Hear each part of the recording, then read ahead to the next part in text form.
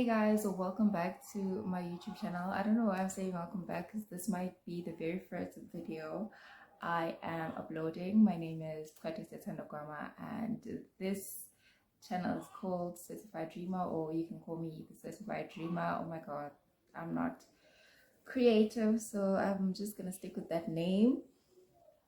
Okay. I'm just gonna stick with that name, and I know I'm looking a bit crusty in my crusty girl air. God forbid. I hope that's not a thing.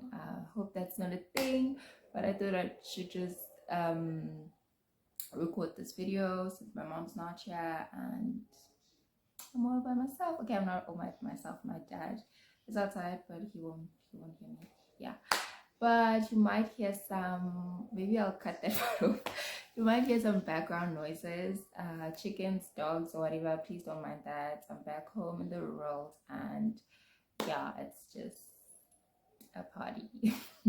It's not a party, but like there's chickens, there's animals, guys. So yeah, there's nothing I can do about that.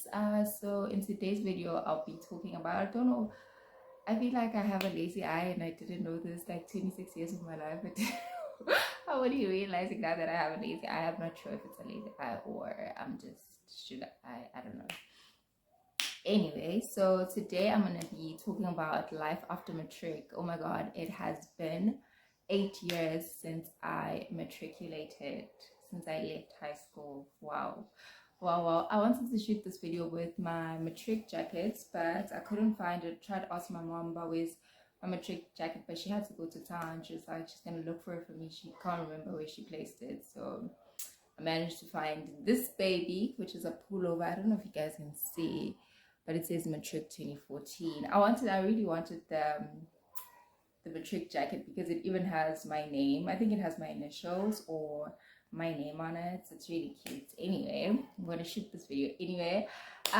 Okay, where do I start? I don't want this video to be long, but like, so I matriculated the year 2014 at North Secondary School, and after that I had only applied at UJ. That was the only like high institution or tertiary institution I had applied in, because UJ people kept on coming on campus and were telling us about how to apply, how to, you know, all of that. So I didn't even bother. I don't think I bothered doing research really. I was just like, I want to go to UJ. I want to go to UJ. I want to go to Auckland, but APK campus, I really wanted to be an APK campus babe, Auckland Park campus babe. But unfortunately, that didn't work out. I had applied, and I think Milingane, APS score, to the course I applied for. What did I apply for? I think I applied for anthropology. Or am I lying? I don't know. But maybe I applied for anthropology and I also applied for journalism. I'm not sure what my options were, but I think my first option was anthropology. Anyway, I had applied there and they didn't take me. They took other people like who had higher marks, like it was full. And I think I applied late. Not late, but like I didn't apply early. So okay, cool, sharp, they didn't take me. So what do I do? 2015, I tried to go to other places, like try to, you know, do walk-ins. I tried to do walk-ins, but that also didn't work out at, I think it's either UFS. I'm lying. But if there's a, I don't know whether there's a campus here, UFS in Val. I'm not sure, but it's close to TUT and VUT.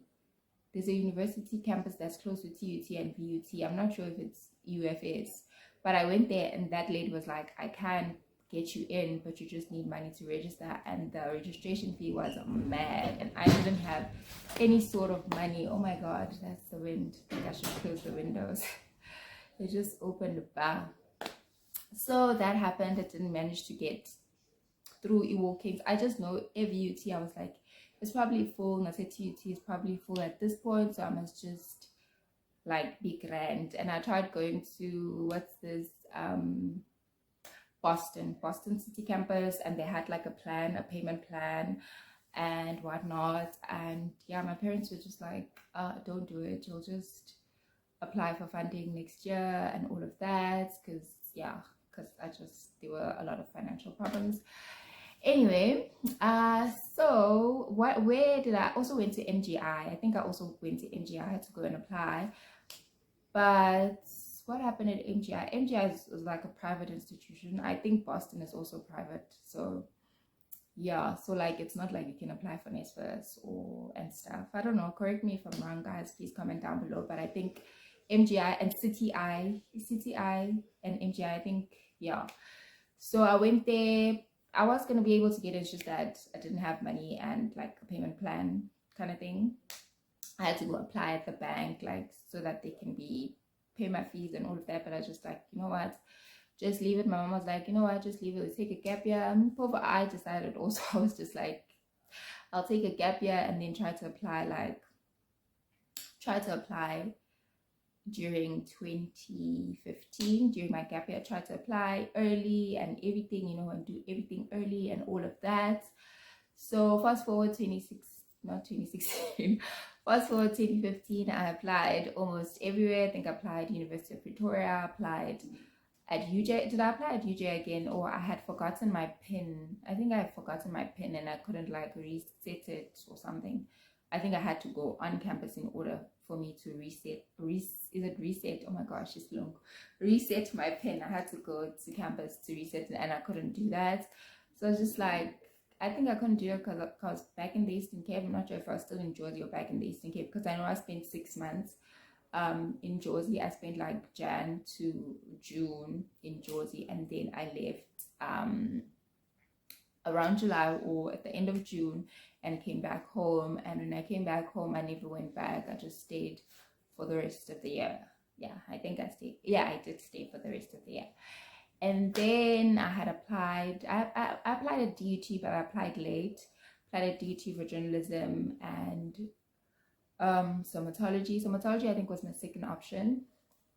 And then they didn't take me on journalism because they said my application was late. So they didn't take me for somatology as well because my application was late. And at UP, they didn't take me at all. Like, baby, your marks aren't doing the things that they're supposed to be doing. I'm sorry, that was the door slamming, like the wind, yeah. Anyway, so I guess my marks weren't doing the things they were supposed to be doing, so they didn't take me. And where else didn't they take me? Because I also think I applied at NMU. It was still NMMU at that time. I applied and went to go write. I even went to go write the entrance test, I think. Is it entrance test or where they test your, yeah.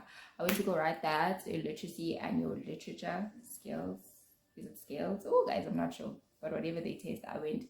Is it an aptitude test or what? I'm not sure. I went there, but I didn't get in, didn't manage to get in. And I think I had applied for journalism.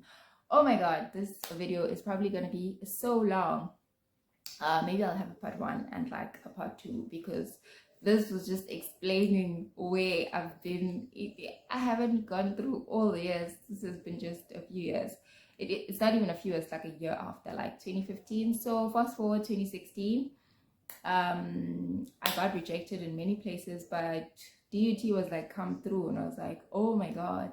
Because they said my application was late, remember? But apparently there was still space in somatology. So they're like, come through for an entrance test. I wrote the test. And I had a cousin I have family that lives in Durban. So luckily she was helping me out with everything. And she was also in DUT. So that was better. She knew people there. And yeah. So I slept at her place and I managed to get in. Like, I passed the test because I waited. I was like, I'm not going to go back to my grandmother and then go back to Durban. I don't have that money. So my mom was also like, just stay there and wait for the results.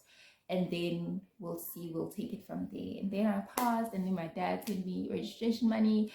I was so excited and so happy, but I didn't have funding. I was stressing because I didn't have funding, but my cousin was like, we will try to apply for funding. Everything's going to be fine. It's going to be grand. You know, I was super excited. It's exciting times. You were away from home, freedom, you know, and all of that. It was very nice, guys. Like, my first year experience at DUT, it was amazing. But obviously I had high expectations. When I got to DUT, I was like, this is the campus and it's right in the middle of town and it's busy. There's taxis. Like, I'm like, is this it? Because I think I saw Auckland Park Campus UJ. Okay, there are taxis, like, but it's like kupholile, it's chilled, it's beautiful, it's giving what it's supposed to give, you know. And also I think at UFS the campus eval, like it's just like, oh. And also I think I'd seen some other campuses like when I was searching online and doing my research and whatnot. So I was like, is this it? And I went to Erez, and Erez was like a 9th-floor building, is 9-story building. And yeah, it was just so boring. But it was fun. I lived there and it was fun. And yeah, but unfortunately, I didn't manage to get funding and things were a bit hectic in 2017. And I ended up dropping out. So,